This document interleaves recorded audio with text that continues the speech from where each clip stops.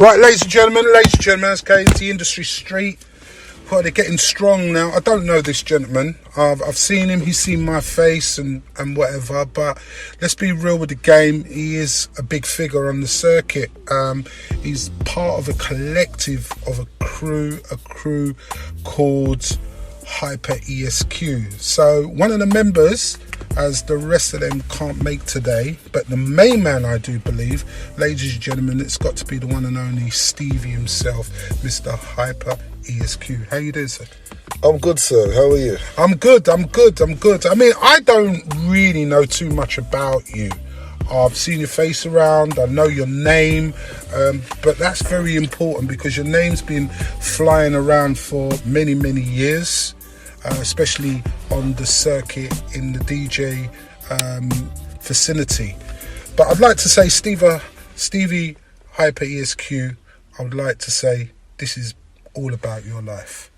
So you were born and bred, I do believe, in South London. You're South London, born and bred. Am I right? Am I wrong? Yeah, no, you're right. Born and bred, born in Dulwich Hospital. Okay. What was schooling like? I went to Groveville Primary School and William Penn Secondary School. Okay. How was that like, the experience? Yeah, primary school was primary school. You know, it primes you up. You know, secondary school kind of gets you ready. To be a man? Yeah, to be a man. And the school that I went to, you had to be a man. Wow. You had to be a man. Tell everybody the name of that school. That school was William Penn. William Penn. Yeah. We've all heard about William Penn and all the goings-ons in William Penn. So, you know, it was a school of hard knocks. You know, you had to be able to stand up, you know, and be counted. Talk to us, Steve. I mean, being in the school, you had challenges. Is that what you're saying? Oh, yeah. I mean, lots of challenges. I was a boisterous person at school anyway. Naughty boy? Yeah, I would say that. You know, a lot of things that, you know, you look back and you think, boy, you wish you didn't. Yeah, but you know what? It's my journey, innit? Can you share some of it? Share it, Steve. It's your time. You know, it's you know, fighting, you know, taxing people, things like that. But it's just, to me, it's just growing up, innit? It's just all part of. You were the bully. No, I wouldn't say I was a bully, Okay. but you know. No, I wouldn't say I was a bully, but it was just a school that I was in. It was, in some ways of putting it, it was kill or be killed. So are you saying it was a front? No, not a front. I just was somebody that I wouldn't let nobody take liberties with me. Right. You know, and it was just that. You just had to learn how to box and how to move and, you know, and just be that person that, you know, if trouble comes your way, you have to deal with it. Because the minute you shy away from it, that person's going to come back, you know, the next day, the day after that, the day after that. But Steve, times have changed now because now it's like do or die. Back in the day, it wasn't so much like that, right? Well, no, it wasn't. Times have definitely changed. I mean, I say to my son, like, I'm glad that I grew up in the time. Everybody would say the times that they grew up in was the best times. Yeah. But I can say that I enjoyed my childhood. I had a good childhood. These youngsters nowadays, I don't think they get a chance to enjoy their childhood. Why do you reckon that is? Oh, peer. What do you think? Broken family? Broken families. Just I would say, just the pressures of life. We didn't have designer clothes and £100 trainers and things like that. And, you know, we all looked the same. Yeah. You know, when I was growing up, we all looked the same. There was nobody, all right, the white boys who had a bit of money might have stood out a little bit. But as a black youth, we all looked the same. Yeah, there was nobody, he's got on £100 trainers and he's got on, you know, we just was happy to have a pair of trainers. What's caused that, do you reckon, Steve? It's just life, isn't it? It's just the way life's gone. Life has become, to me, very visual now. So it's all about what people see, what people have. It's all about. Do they believe the hype too much, Steve? Oh God, yeah, it's crazy. A lot of people will try to show to be somebody that they're really not. just because they want to fit in. And, you know, things like that, it's just, that in itself makes life hard. Yes. You know, that in itself makes life hard. I mean, you know, somebody will go out and, you know, go to a dance and, you know, spend 300 quid on champagne. And then worry after. And then worry afterwards because the next man's doing it. You know, and I think that's how life has become. But that's like being in with the in crowd, like smoking cigarette. You don't like the cigarette, you don't like the weed. Like me when I was younger, I used to smoke weed. I used to smoke weed because my uncle used to sell weed, and I used to only smoke it because I could get it. Right, but there's some people that do it because the next man's doing it. Yeah. You know, not because, you know, like you've said, you used to smoke weed because your uncle used to sell weed, so it was there. I get it free. It was available to you. But, you know, not everybody had it like that. But, you know, people just want to do it because the next man's doing it. And I just think, you know, that in itself makes life very hard for people growing up in this time. I think looking on the TV and, you know, you're seeing videos with... They're not real. Right, with, you know, people wearing... you know, Rolex watches and everybody wants to be that guy. Everybody wants to be that man. Believe the hype. Yeah, everybody wants to be. So now they can't get the money fast enough. So it's like everybody's doing anything they can to get that money to get there fast enough to reach that finishing line. Yeah, everybody's on that hustle. So now it's just absolutely mad and crazy. Is our industry a hustle? Do you know what? I wouldn't call the industry a hustle in the sense of, for some it might be a hustle, for others, for me, I got into music because I loved music. I'm going to get to that. But let's go over to now, you talked about, of course, upbringing and that. Mum and dad strict, were they? Yeah, definitely. I had to go to church every Sunday. The church van used to come for me every single Sunday morning. No matter if we was at a family function the night before or what, my mum always used to say to me, don't make the church van come. And you're not ready. You're not ready. So, you know what? I grew up in the church and, you know, went to church every Sunday. And Do you think you took your aggression, when you're talking about school, because obviously mum has now sort of chastised you for, you know, being a strict parent, and dad, obviously. I mean, I don't know if you come from a broken home or whatever, but when you also think about it, do you think when you went to school, you took it out on school, as some people would, or do you feel to yourself that was just you? No, I don't think I took anything that happened to me at home in school. I wouldn't say that I just knew the boundaries at home, innit? I just knew there was a line that I couldn't cross, and if I did cross that line, I knew there was going to be, you know, consequences. Yeah. So when you got home after situations, as you said, you were a bit of a disruptive child. What did mum used to do when she used to get the reports? They see, I kind of knew in it. When it came to school, I knew how I could kind of get round my mum. Half of the time, a lot of the stuff at school that, you know, I went on with, my mum would never know anything. You know the tricks of the trade. You know how to catch the letters before when they come. You know, all of those things. You know, your day book, you sign your own day book. So you know the tricks of the trade to get around it. Yeah. You know, and parents' evening. You know, my mum used to have two jobs then, so she would do a job in the day and she had a job in the evening, so it was very hard for her to get to a parents' evening. My dad would never go to a parents' evening, so that's usually half of the time it was like, you know, to one of the time the teacher said, you know what, we want to speak to your dad. I was like, well, you got no chance of my dad coming to this school. So they said, you know what, we're going to come to your house.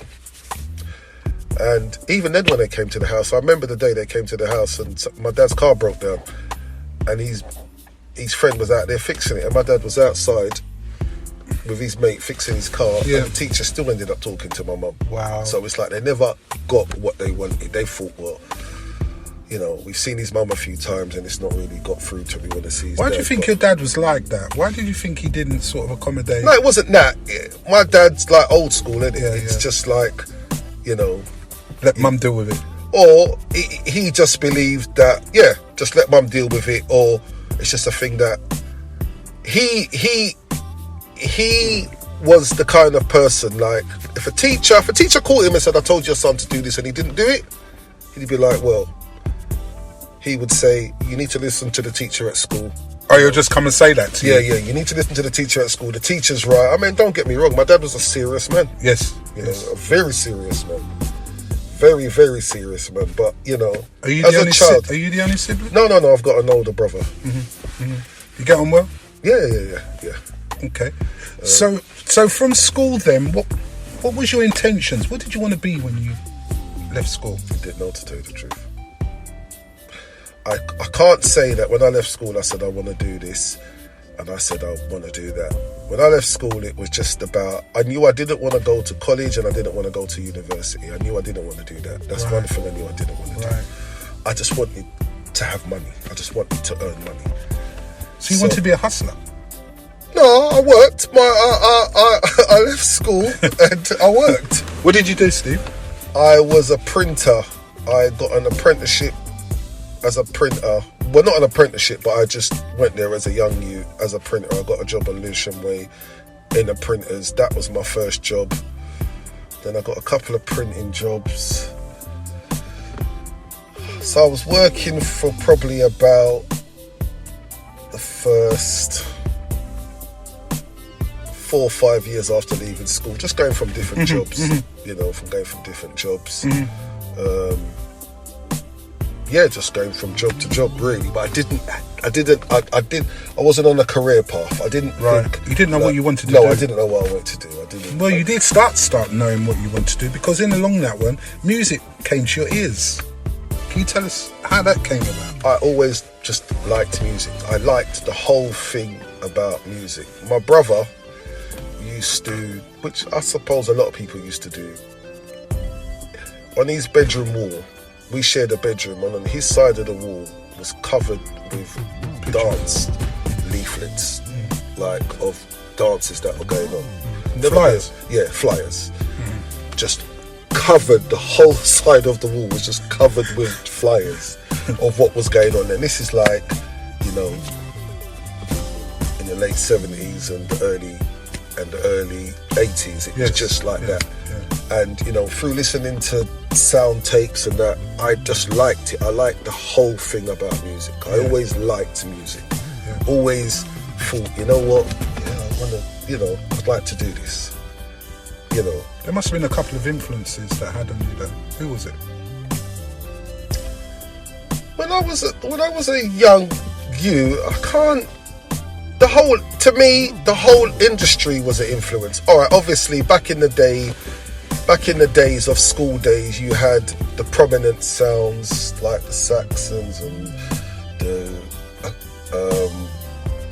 sounds like that had DJs on them, and you'd be thinking, you know what, I'd love to be a DJ and be DJing on a sound and do things like that. So yeah, you had influences like that, but you know, everybody my age, like there was a guy that used to go to our school called Marshall Lee.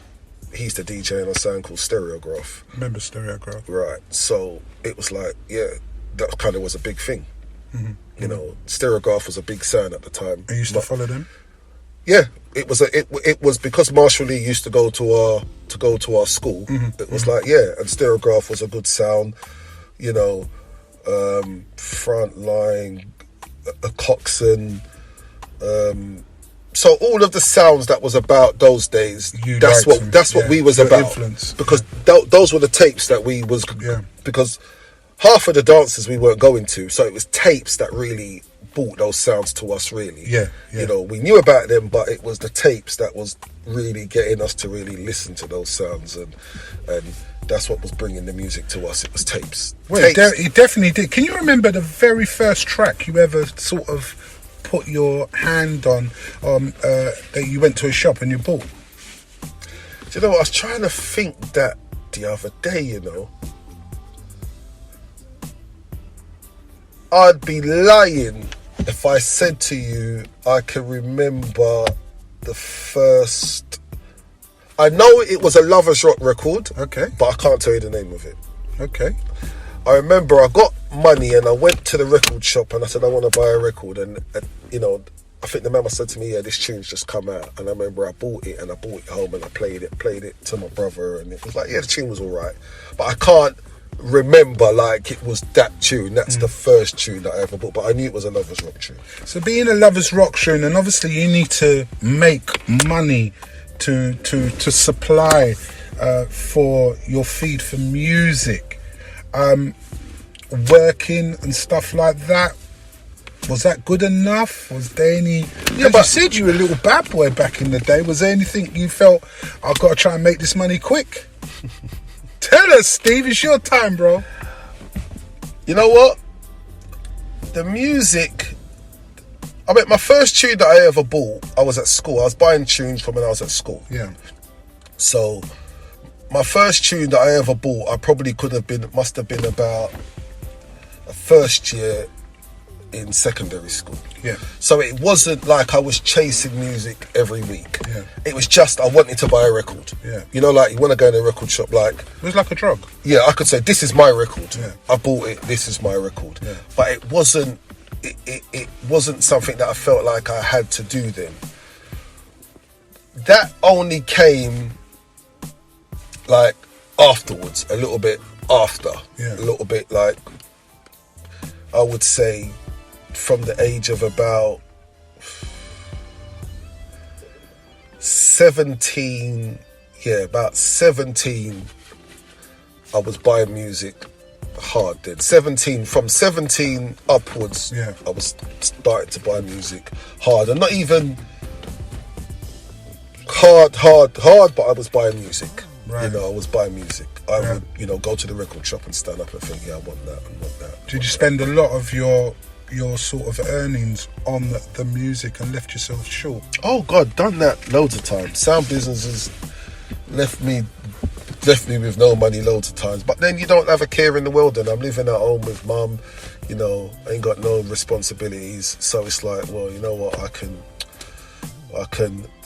you know, I could get by for the week or whatever. So it wasn't really a problem. It wasn't like, you know, can I pay the mortgage or am I going to buy music? It never got to that. It never ever got to that. Well, it did get to a situation, because I do believe you've dabbled. Have you dabbled in any other sounds? No, Hyper's the only sound that I've been with. I've, you know, followed other sounds, but Hyper's the only sound I've ever been in as a sound. It's Hyper ESQ, because that is the name of your sound. Yeah. Big name. Is it a name that you made up? Is it you're the director, you're the producer, or was it a group of yous that got together? How did that happen?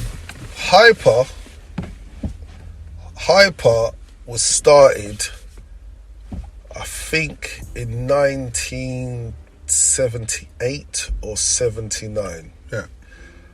by a group of guys from Dulwich. Guys that we knew, our families all knew each Right. other. But Family affair.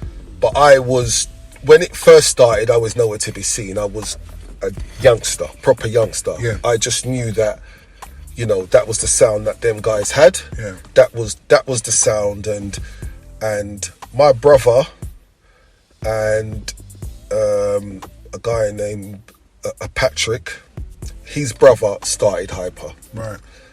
So they started it from about 1978. It was like a party, just a party sound, just, you know, playing out. They was, you know, a sound from around the area doing their thing, and that was it. But I just knew that was the sound affiliated with them. So that was that was the closest I got to a sound to see them string up, or see a box, or see a record box or an amp or whatever. You know, that was the closest thing to a sound. So for me, like to say, yeah. So about 1983, Patrick's brother Desmond kind of went to Patrick. So Patrick and my brother are same age. Yes. Yeah. They're like 3 years older than me. Yeah. So they're the same age. So Desmond kind of handed the sound down to his brother. Yeah. And because we were kind of all knocking heads at that time, we all just said, right, we're all in this sound. So we all Popped in. yeah, we all just, and we was part of the sound. Right. You know, but then we was just a party sound. We'd play at family events. You weren't really taking it too seriously. No, because I was still young then. I was like 15 then, 14. Actually, when I joined the Hyper, I was 14. 14. Yeah, I was 14 when I joined the sound. And you're I was how old now, 14. Steve? Your birthday was the other day. 54 now. 54. Same age. Yeah. Wow. Yeah. So with Hyper now, because Hyper's got a big name, to get your name to a certain position, how did that happen? Because I know your name is a big influence in it, Stevie Hyper, because I swear that's where I got the name from. So how did it sort of like start from here and just go rocketing? Do you know what? I wouldn't say, as much as when people hear the name Hyper, probably the first name that they will think of is my Yours. name. Yeah, But that's straight talk. it was A team. It was a team effort. It was a joint effort. It was never about one person. Everybody that was about in the sound then, which was myself, my brother Mark, Patrick, a guy called Chris, and then it was the man them that was around us as well. Yeah. So it was all of us jointly. Yeah. Like, you know, it was all. So basically, we was a party team, sound. a Yeah, team. yeah, we was a team. So we was just a party sound, trickling on, and you know, I'm kind of getting a taste, you know, for it now. Like I'm liking it. I'm liking, you know, I'm liking the sound thing because Say it, it might Steve. sound quite funny. I actually, when I was on the sound first, I was a DJ, like on the mic. MC. Wasn't very good at it at all. At all. So it was like, You said that, Steve. yeah, no, I can tell you straight in it. You know, wasn't good at it. And I'm not talking about the MCs, how the MCs MC now on the music. Yeah. I'm talking about old days where, you know, they would flip over the version and you would Yeah. DJ. Toast. Let's go back Yeah, in the day with yeah. toasting. So it wasn't for me. Yeah. You know, but I just always liked the music, liked everything about it. So I always knew, you know what, I want to play sound. Really, that's me. Mm-hmm. You know, and you know, my brother used to select the sound first, and Patrick used to operate the sound. Mark would select the sound, or Patrick would he would play the sound as well. And then I can say those guys kind of like gave me the chance, like, you know, you want to play. It was just because it wasn't nothing serious then. It wasn't anything serious then. So, you know, that's how I got an opportunity to play. You know, still not in the serious zone yet, but I got a chance to go on and play. And you know, I remember the first party that I played at. It was Patrick's, I think his cousin had a party in his house in Fulton Heath. And I played all night, and the party was really nice. I was like, really, You're chuffed with I was chuffed with myself. I'm like, I can do this, you know.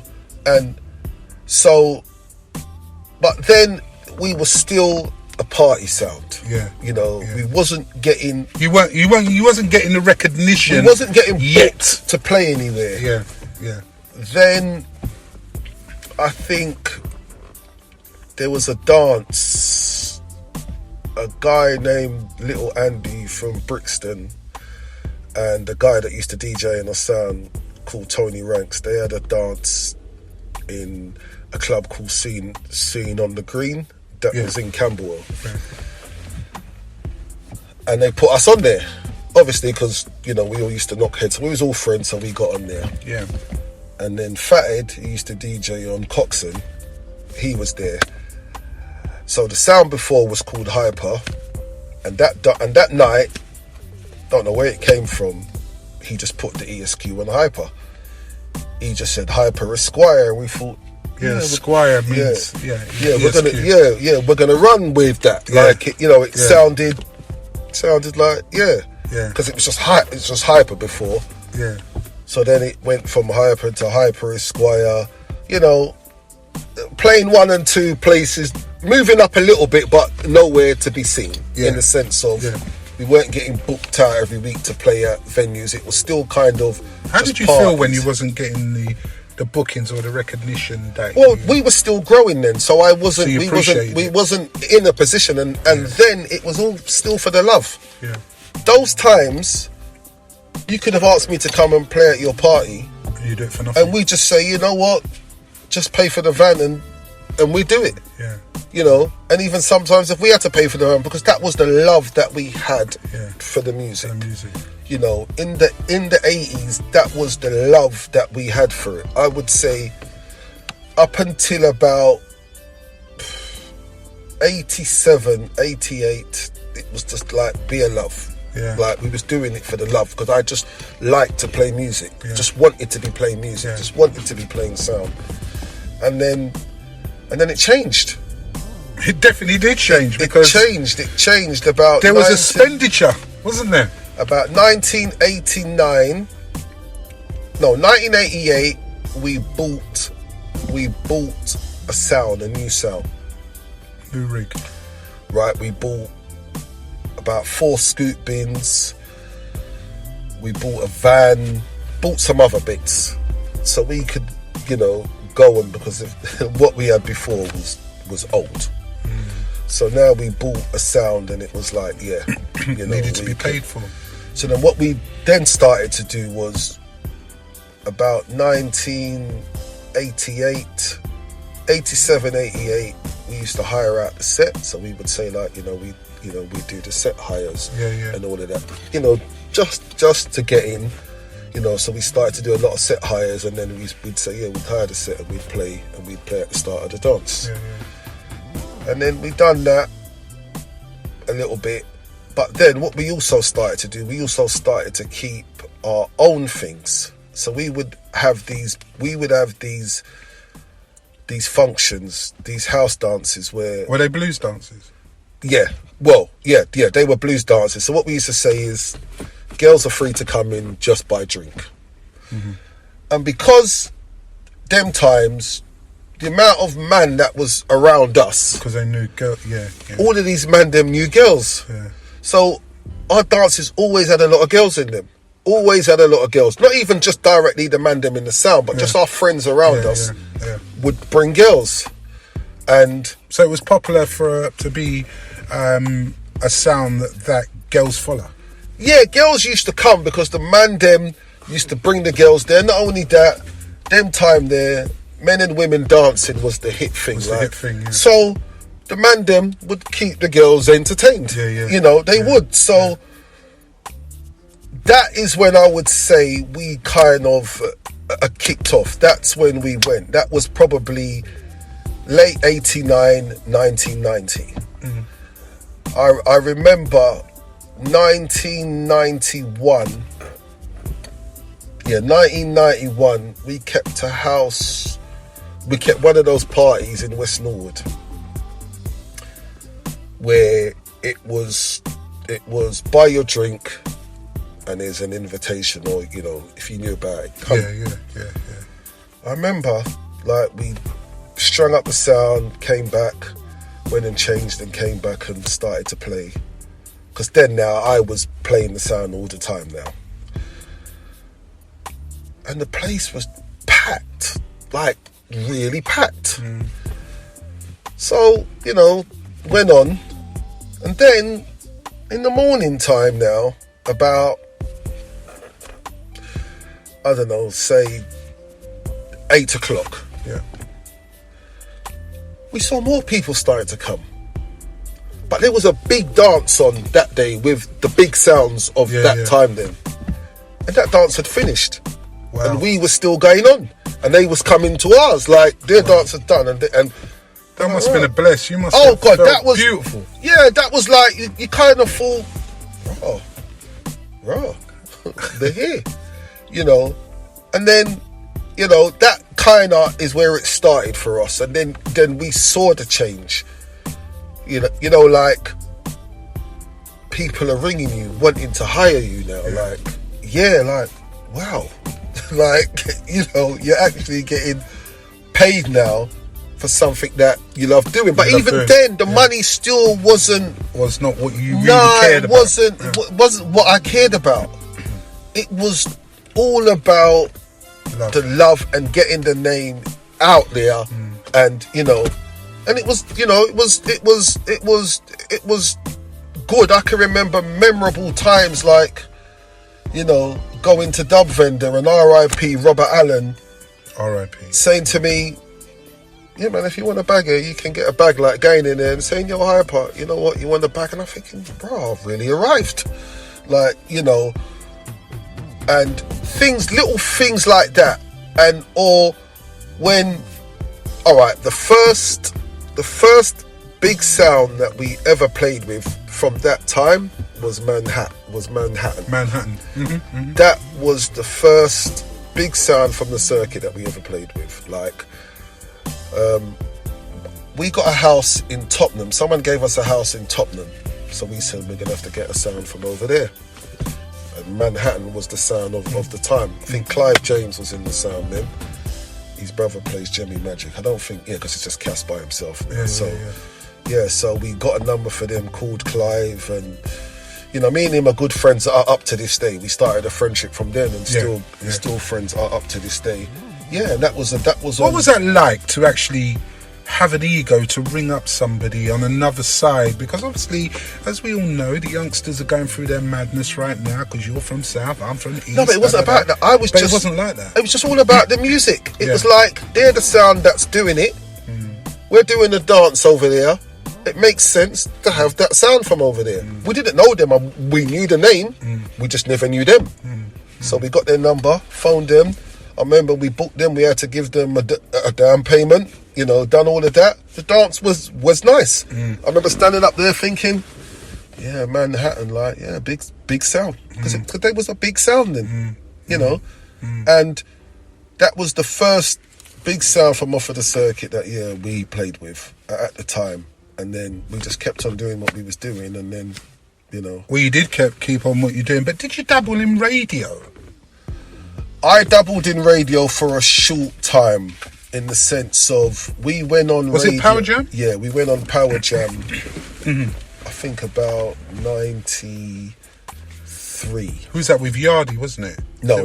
Wasn't it with Yardy? No, Yardy came later on. Was on Baseline. Sorry, my bad. Yeah, my bad. Yeah, Yardy. I thought Bronx was Baseline as well, wasn't it?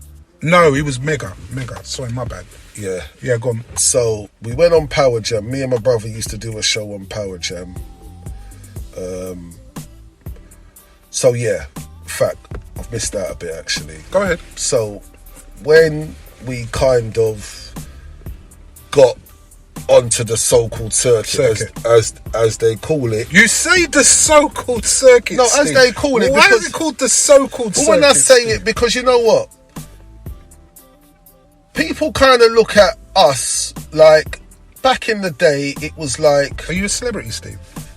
No, I'm not. Do people see you as a celebrity, Steve? I'm a human being just like the next man. Steve, does people see you as a celebrity? I don't know. A lot of people. But you got fans. But you have, Steve. Yeah, but every sound's got fans. Yeah, but Steve, I wouldn't call them fans. Right. What'd you call them? Friends? I just think that, all right, look at it like this. You know the easiest way to do it? Go on. Look at every sound as a football team. Okay. Simple as that. People like Arsenal, people like Tottenham, people like Man United, people like Man City. Yeah, but you're contradicting, because if I see Rio Ferdinand or anything over there, to me, he's a celebrity. Okay. So whether it's a football team, they are still celebrities. Then. So you're getting... Yeah, so we are then. All of us are. All of us are. We are celebrities. Yeah, we are then. Yeah, just say that then. If you're going to say it like that, just say that. Well, you must be a celebrity, Steve, because I'm here interviewing you. What the bloody hell am I interviewing you for? Why do I want your story? What's so important? Well, no, you know what? My story, you want the hyper story. I want the hyper story. Yeah, you want the hyper story, which is not one man. Which is a football team. Because as I was saying, when we got mainstream into it now, the last two members to come into the sound is Reggie the mic man. Reggie B was our original mic man, and Bling, who is the mic man now. But Bling is somebody that I went to school with, so we've always been friends. We've always been around each other. You know, it was just, we spar together. Yeah. So we're just gonna go and do it together. Yeah. And that was it. And that was the kind of team that took and ran and took Hyper to another level. Yeah, because we kind of came away from a set hire, and Patrick Hyper, he is an engineer, brilliant engineer. He taught me a lot of things about sound, taught me how to wire up sound, taught me so much. Yeah. But his passion is that part of the business. Yeah. Is, to, go somewhere and string up a big rig and play it. That's his passion. My passion was playing music. Yeah. So you were saying that you were on Power Jam for a little while. You dabbled in, because I noticed you don't really mess about too much with radio. No, Can I you don't. Tell me why? I don't do radio. So as I said, we started Power Jam. Me and my brother started a show on Power Jam. We used to do a Wednesday evening, 7 till 9 on a Wednesday. And you know what it was? At that time, when radio was, I didn't have the time. Is that because of work commitment? Just my life was busy then. And it's not like now where everything's on your laptop, you can drag and drop and make a radio folder and that. It was like I had to come home, I had to sort through my music, Those times record companies would send us music. Yeah. And I can tell you, like, promos. I couldn't get through the promos fast enough. Yeah. Because you were sent a hell of a lot. Yeah, because there's all times when I'd be in a dance and a man would be playing a tune and I'm thinking, whoa, how come I ain't got that tune? And then when you go home, and I'm hunting it, and then weeks later I'm going through the promos and I think, bloody hell, I've had it. Yeah. I didn't have the time that radio needed. Yeah. So my brother took the radio and ran with it. So we done Power Jam for a bit, and then we went on Baseline. Yeah. And then after maybe about 3 months on Baseline, I just left it to my brother, and he just took it and ran with it. Radio is not something that. So your brother's still doing radio now, is he? Yeah, he does a thing on Facebook. Tell everyone who your brother is. Marky Mark. Marky Mark. He does a thing on Facebook. Is that on the Neo Soul thing? No, he just does his own thing. He used to do a talk show. I think he does a talk show on a Wednesday and he does a music show on a Tuesday. But he likes radio. Okay. He likes it. So, but it's not really you. No, so we just decided, radio, you do Leave radio, him, yeah. I'm gonna stick to. So he's still carrying the flag. He's still carrying. He's still doing the Hyper name. He's still doing the radio. Still doing, however he does it. But back then, when it was like Baseline and those stations, he would do the show. Like, he would do the show. I wouldn't do it. I bowed out from radio. I just thought, you know what? So when you got to the stage now where you noticed that Hyper ESQ was climbing a ladder, so did you have any challenges with other sounds or anything like that? There's always challenges, because you know what? Where you find a lot of men, you're going to find a lot of egos. So is this an ego society? Oh, definitely. It's definitely. When you're young, it's all right. Everybody wants to be the best, don't they? Everybody wants to leave that dance knowing that they bust the dance. But as much as we had egos, there was kind of an order back then. Behave yourself. And the order was not even that, but the order was, if you're playing at 12 till 1 and I'm playing at 3 till 4, I know the music that you're going to play in your set ain't going to be the same. It's not going to be the same. Shouldn't be. Shouldn't be. But we had an order like that. We had dances some people at the don't start, do that, Steve. But now it's just gone. People just want to mess you up. Everybody wants to be a striker. That's the only way I can put it. Everybody wants to score. Everybody wants to score that goal. They want to be that man. Yeah, everybody wants to be that man, which, you know... Do you blame them? Why blame them? They want to be there just the same as you do. No, I don't blame them, but... Do you want to be that man, Steve? I played the position that Was set for you. Yeah, that is set for me. Mm-hmm. If I'm there, if I'm in a dance or I'm playing here or playing somewhere else, so I think I'm going to do the warm up here and then I'll finish over there, I'll do a warm up set, which is not, you know, going to be anything in the top 10 or anything that, you know, because I believe this, innit? If you've paid your money to come to a dance and you've heard all the songs that you want to hear within the first hour of you being there, then you might as well go home, innit? Because, you know, so you understand, there's nothing keeping you there. So I believe that when we work as a team, it's all about building. Does it happen all the time, Steve?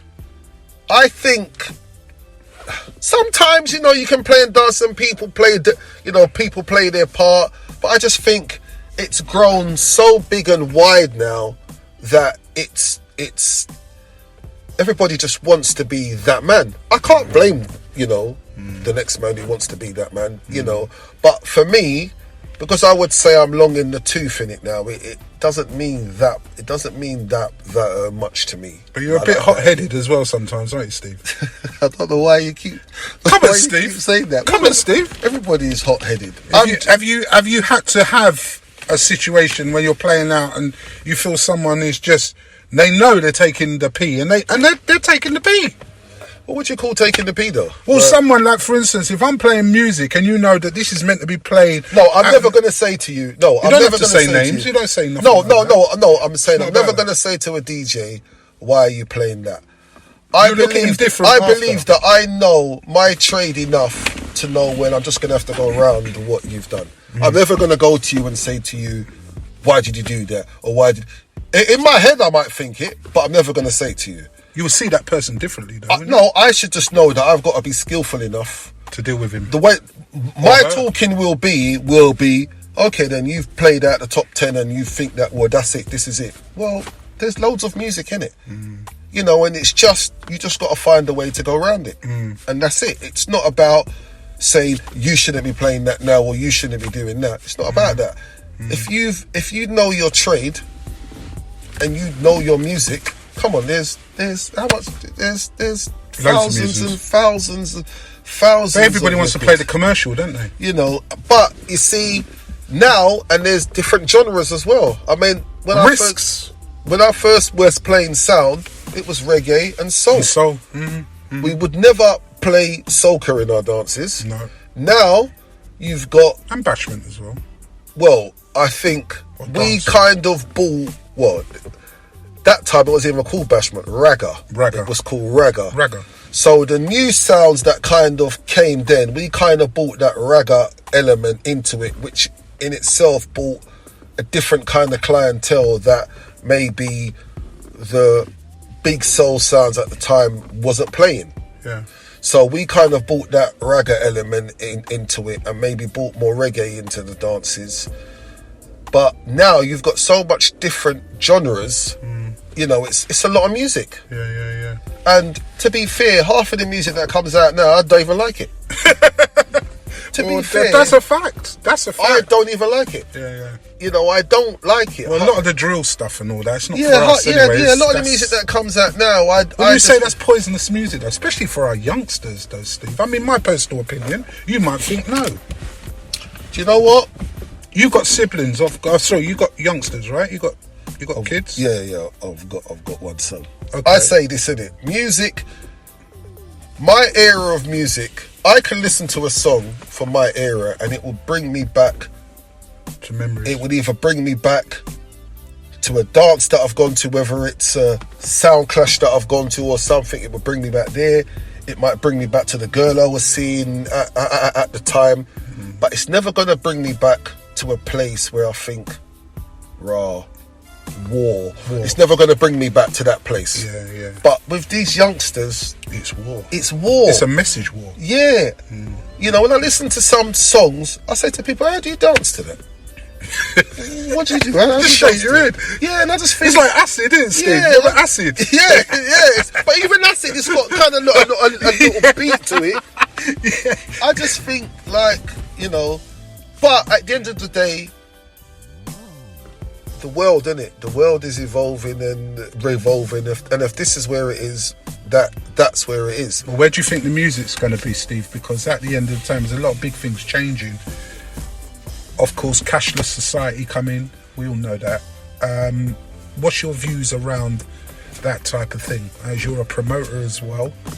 Well, we've had to move with the times. Like, you know, we have to now introduce card machines to our dances, you know, which we didn't, you know, before. Everything was all about the cash. So you kind of have to move with the times. I've moved from vinyl to CD, from CD to laptop, you know, so I've kind of had to move, you know, with the time. It's just really, it's about a passion, innit? Yeah. It's, if you've got that passion to say, I'm going to keep up with everything that's going on, hats off to you. I don't have a passion like that. Right. So you could give up tomorrow, Steve? No, I always love playing music, but Not on the big whereas scale you before, are. I don't have no desire to be playing sound week in, week out. What I used to do week in, week out, I don't. It's not you. No, it's not me. You know. So what do you think of the state of the industry right now then, Steve? Let's talk about, we talked about the youngsters, so forget that. Let's talk about where we are now. Let's talk about the circuit. What do you feel? Do you think it's going anywhere? Do you think it's dying a death? Do you think there's a long way to go? No, don't get me wrong. You've got people that are doing making big steps in the circuit, in the sense of people are elevating the business and taking it to another level. Yeah, which is, you know, which is all good. Every good dance is good for the industry. Well, talking about the good dance, you've just had one the other day. You had it with Delroy P. You had it with, of course, yourself celebrating your birthday and Martin BCP. Yeah. Tell us how that came, before we get deeper into the industry. How did that come about? Because it's a free birthday way, you all friends, you all met up. How did that it used to come, how it happened was myself and Delroy P used to keep birthday dances. Well, I used to keep birthday dances by myself before. Then me and Delroy started keeping dances. So me and Delroy P have been keeping joint birthday parties together from about 19... I can't even remember, but a long time. Yeah. So we kept on keeping birthday dances, you know, and they were good dances. You know, we had nice dances, and then the last dance that we had together was my 39th birthday. We found a venue in the city called Mustard Bar, and no one ever knew about it. The venue came to us. We went, we had a dance in there. Crazy. Very successful dance, really good dance. And then I think then I was doing a couple bits with Martin. Like, we was doing a few dances together, I think. Or maybe I was just playing on some of his dances, and he said, you know, can I jump on? And we said, okay. Because,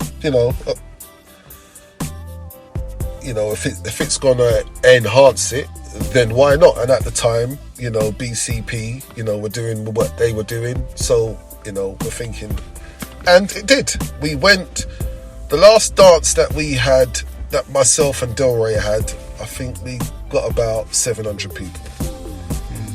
We brought Martin on board, went to a bigger venue, we got 1,000 people. It worked, and then. That started 14 years ago. Crazy, and you're still doing it. And we're still doing it. And the brand is called Trick or Treat. It's called, it's called a triple treat, Yeah. Who decided to call it that? Triple treat. I'm trying to think who came up with that name. I don't know. It wasn't me, so it's either Martin or Delroy, but it definitely wasn't me. Because what I do know is that you had one the other day, we're celebrating all three of you's birthday. Yeah. And you had, again, about 800, 900 people. More than that. But there you go, even more than that. Yeah. So that does make you put a frown on your face and say, I've done it. Not that I've done it, it's just that, you know what? You know what? For me, it's the one dance of the year that, you know, we do. It's all of our birthdays, we do it. It's not like, you know, we're doing dance. I mean, BCP do, you know, a lot of dances. Yeah, by they do themselves, dance, but yeah, this yeah, is yeah. one thing that we do. And of course, Delray does his. Yeah, Delray does his. But for me, I don't have that energy to be keeping dance after dance after dance. I've not had that energy in a little while. So for me, the one dance that I do, which is my birthday, you know. You're good with that? Yeah, I'm good with that. I've not, you know, the others that, you know, go out and do more and more, that's fine, but I'm good with that. You know what? Yeah, sorry, go on. And for the length of time that we've been doing it, we're just happy that it's, you know, gone Ticking on over. for as long as it's gone on, because it's always, I can't say that we've had one and we've had to look at it and think, boy, the brand's dying, you know, it's you know, should we Let me ask you stop it? let me ask you a question, because this is what people need to know, and I don't think a lot of people do recognise. As being a promoter, as you say, is that your heart is not in to do it as much as, of course, Delray does, and of course Martin BCP does. But what makes a good promoter?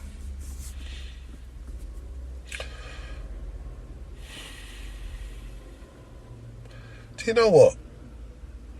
You know what I would say? Put the people before you put your money. That makes a good. Don't think of promoter. yourself. Yeah, don't just think I'm making money, and I'm that's going to it. make a lot of money here, and not think about your people coming to you. Do you think that's where a lot of people's mistakes are? Do you know what? I can't look. I wouldn't look at somebody and say, "Oh, you've made a big mistake there, or you've done this, or you've done that, you've done this, or you've done that." Only they will know in it, because guess what? If you're doing something and people don't agree with it, they won't go. One thing that we're good at doing is talking with our feet. If we don't like something, we're not going. So, you know, if a promoter thinks, why isn't it working for me or what, then maybe those are the things you need to look at. But I wouldn't look at anybody's promotion or anybody's dance and think, oh, you shouldn't do this, or you shouldn't do that, or you should have done this. Because who am I? Who am I to say what you should and shouldn't be doing? You know, I just know that I don't have that energy to be keeping lots of dances. But guess what? People want to go out. So as long as people are putting on events for people to go out, because you think about it, it's only event dances that we can go to. Yeah. If you went to work all week and said, Friday night, I want to go and shake a leg. I want to take out my missus and go and shake a leg. Yeah. At one time, you could have went to so many clubs. I mean, East London alone, in the space of a square mile, 10. right, easy. South, we had a couple. You know, West had a couple. We don't have anything like that. They're all gone now. Every but event is a promoted event. Yeah, but don't you think that the reason we don't really have so many clubs anymore, because we ruin it for ourselves? Oh, definitely. That's why I'd never own a nightclub. People used to say to me, "Oh, why don't you not get your own club?" But nah, I need to be in control of my destiny. Don't you need to be in control of your customers? No, I need to be in control of my own destiny. And I cannot put 200 bags or 300 bags into a building that a young buck who's had one too many brandies decide he wants to fight mess it up. everyone. Yeah. And then for a licensing officer to tell me, right, I'm taking your license. Can't work for me. So I'm not going to put myself in a position like that. Simple as that. Well, you said, you just said something which I want to go back to. You said that when you were at schooling and that sort of stuff, you were a little bit of boisterous, you were a little bit hard-headed and shit like that. But would you say that again could have took you to the Clunk Click back in the day? Yeah, I suppose it could. Things that, you know, have happened and you think, wow, boy, that could have went left, or, you know, and it never. So, you know, and I always knew that You weren't going to go down that I road. knew, yeah, that's right, where I would go and where I wouldn't. Don't get me wrong. There's a difference between me thinking, you know, I'm going to do something because I want to get money, but somebody tries to, bring harm to me or my family, then, it's a different argument. It's a different game. Yeah, we don't care. But, I don't need, you got some people that are constantly on the hustle doing this, doing that, doing this, doing this, doing that. Everybody does what they does, and, hats off to them. But for me, it was just like, I knew where I wanted to get to in life, things that I wanted out of life, and what I needed to do to get what I needed to get. So with your son quickly as well, how is he? Is he sort of like understands don't play with dad or anything like that, or does he try and push it sometimes? When you say, I don't know, you got me down as a maniac. Like no. It's because like obviously you become the same sort of diagram of your parent, whether it's your mum or whether it's your dad or whatever. Would you say your son's like you, or no? I just believe that obviously. And are you strict to him? Obviously, the line that there was between me and my dad, the line between me and my son is a lot closer. Okay. It's a lot closer. But, communication. But there has to be a line. Yeah. There's always a line that you can't cross. Yeah. I'm not going to have this. But they say that what we seem to do is we make our kids our friends, which is our biggest mistake. Well, yeah. Me and my son can spar. We can, we can laugh. We can joke. We can, but there's always a line. There's a boundary. There's always a boundary. There's always a boundary. So, when we were kids, it was like, we should, where kids should be seen and not heard, and see big people and rare. Now, don't get me wrong, my friends could come over and my son, could sit down with us and laugh and joke, and because my son's a man now, isn't he? Yeah. But there is a line. As much as I'm a big man, I've still got that respect for my peers, for your parents, yeah. And even for all of my elders, yeah. I've still got that respect for them. Yeah. And I think that's probably what's gone out of the world. Respect has gone out of the world, in a lot of things. A lot of it is broken homes, though, isn't it, Steve? Well, I wouldn't solely people say that, but you know what? Do you know how many friends that I got, that people that I knew that grew up with even like their mum or just their dad? It's, I'm not saying it hasn't got nothing at all to do with it, but when people solely put it all on that blame, I say it. It's just an excuse. It's just that's what it is. It's just okay. I have a part in the show in the interview which is called The Good, the Bad and the Ugly, and you can say it whichever way you want. But I'm going to ask you now, what's the goodness of the industry since you've been in it over 30 odd years, 40 years? What's the good bits of experience you've experienced? Sound business has made me see, has taken me all over Europe, taken me to the Caribbean. It's made me meet people that maybe I probably wouldn't have met if I wasn't in this industry. And it's put our name up in lights. Yeah. That's the good.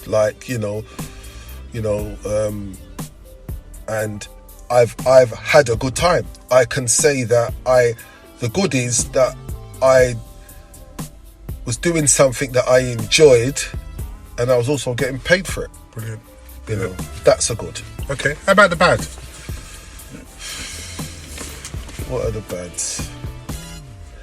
The bads are, I think, because I would say for whatever reason, the bads are the egos, because the egos take over a lot. Right. And that is the bads, because the egos have maybe led some people to come to fisticuffs, led some people to no longer talk to people anymore. Do you think it's silly for that sort of reason? But it's everyone wants to eat, doesn't it? It's not even everyone wants to eat. For me, it's not about that. I'm just a principled person, and if I believe that my principles, that if I believe that you've done something to me, my principles tells me that, you know what, I don't agree with what you've done. You need to stay over there because I don't agree with that. And that's it for me. Doesn't matter how much money's involved or whatever. It's more that for me. Because as much as, people think that, the £10 or £20 or £30 they use to buy a ticket every week has made us have what we have. It's not true. It's not true. It's so not true. You know, so They forget about the overheads. don't they? it's never about the money. It's never been about the money. Don't get me wrong, there are some people that make a living off it, but sound business could not keep me. Sound business alone could not keep me. Don't get me wrong, I've made brilliant money out of sound, and I'm not saying that it hasn't come in handy, you know, that I think, wow, if I didn't play out this week or whatever, you know. But, you know, I also knew that I had to do other things, you know. So To get where you're. yeah, I had to do other things to get the things that I knew that I want out of life. Okay, and what's the ugly? What's the ugly? The ugly is, I would say, is like I just said, things like venues getting closed down, fights happening in dances, like How does that make you feel when you're at that? Has it happened to any of your dances? What's that word? A lot of people are just kicked off. Do you know what? Luckily enough, I can't say that I've had an event where it's kicked off big time. Like, all right, you get a few handbags, a few girls might be, but Yeah. luckily for us, you know, we're there, innit? Yeah. So as much as you've got a security on the door, we're always there anyway. Yeah. So anything that happens, we're gonna, you know, You're gonna buck yeah, in. Yeah. we're on top of it anyway. Yeah. You know. So, but yeah, those are the uglies. The uglies are, you know, people getting Can't shot behave in themselves. dances. Yeah, people Have you seen getting that stabbed happen? I've been in a dance, playing in a dance. This dance was ram, a New Year's Eve dance. A guy got shot upstairs and we didn't even know downstairs. Wow. I only knew that somebody got shot when I went to leave the dance and I walked outside and police had cordoned off both ends of the road. And I think, why are they doing that? Wow. What's happened? They said someone got shot in there. What are you talking about? Wow. Was it So- your dance? No, it wasn't my dance, just dance. Just dance you were playing yeah, at. I was playing that. But Did it scare you at all? Not really. It was just like, it was more like, when did this happen? How we never hear nothing or nothing like that. But we're playing music downstairs, the whole house is ram, and someone's been shot. You're thinking, bloody hell, that happened in there. You know, those are the ugly things. You know, people that you know, losing their life and, you know, things like that. Those are the ugly parts of the business. And then you just think to yourself, it didn't need to happen, really. Does it make you sometimes say to yourself, I don't want to be in this no more? No, I think my downside for me, when my dad passed away, Sorry, R.I.P. yeah, that was like 2010. That was like a big thing for me. Like, Because you were very close. I just lost. Did you go into depression? I wouldn't say I went into depression, but I just didn't have no love for the business. Then I wasn't interested. I had zero interest. And, you know, I would say just maybe in the last 4 or 5 years, like I've Recovered. getting back that love for the business. And even then, it will never be where it was. Yeah. It will never ever be where it was. Would you say because your dad had a big influence on you? It's just not even that. When my dad passed, I just took a stock on life, and then I realised that, you know what, how many Christmases and Easters and bank holidays that never saw me. Because, you know, and Sundays was just a day. Because I'd be playing that Saturday night, sleeping all day Sunday. Yeah.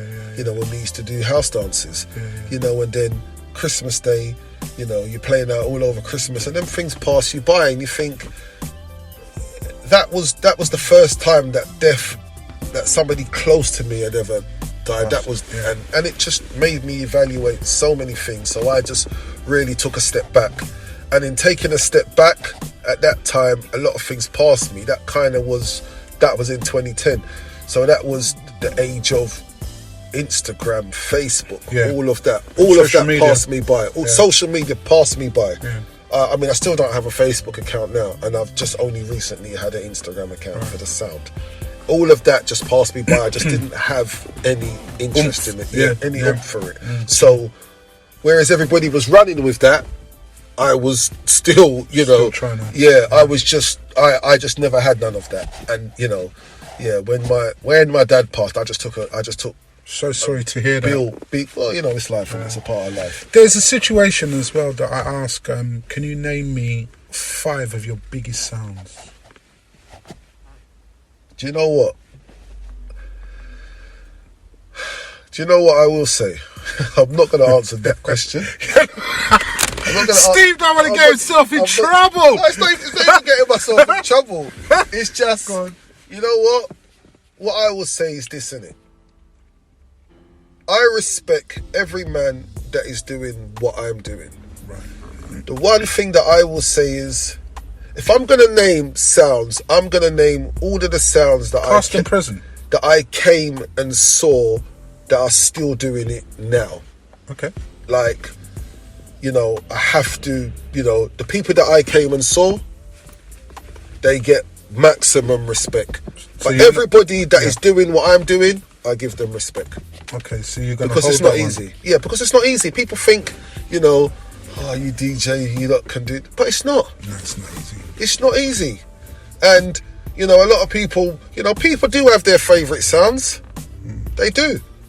But to me, I always said, I respect any man. So you're not going to go there, Steve? Any MC that picks up the mic and says, and does his thing. Any selector that goes and does his thing. Because guess what? We all don't get it right all the time. 100%. Every day at the office is not a good one. No. So, you know what? Because I'm in it and I do it, I'm not going to look at you and say... Judgmental. Yeah, I'm not going to be judgmental. Yeah. Because other people might go and say, this... I know sounds that I like, but guess what? Respect due to every man who's doing it. So you're saying, regarding the sounds and regarding the MCs, you're not going to give me no names? No, I'm not. No, I'm not. Well, I'll tell you something, Steve. Before you hang up your gloves, what is it you want to achieve, mate? You're 55 now. 54. Sorry, you're 54. It's not far away from 60. What is it you want to achieve before you say, you know what? My name's Stevie. I'm a part of Hyper ESQ, and I want to deliver this before I say that's me. Do you know what? The only way I will put down music is when I physically can't do it. When I say that, doesn't mean I'm going to be playing on Build dances every week. But if I'm able to lift up my laptop when I'm 70 and play at my friend's 70th birthday party, or play at a function like that, I would still do it. Yeah. I would just know that mainstream, I'm not doing that. It's not for me no more. Okay, but I still, because I like music. Yeah. I would never. There's never going to be a time when I make that big speech. Oh, I've bowed out of the business. It's been really because I like music. The younger generation now are growing up. We need to nurture them in the best possible way. So if there's a young DJ out there and he wants to get in this game, what advice would you give him or her? Do you know what? People got to know why they're doing it, innit? Because I believe, it's funny you should say that, innit? And sorry, just touching back on your question and not throwing shade at anyone, but you see the man, I'm coming from an age of buying wood to build speaker boxes. Yes. You understand? I know exactly where you're coming from. I'm coming from those days. Not laptops.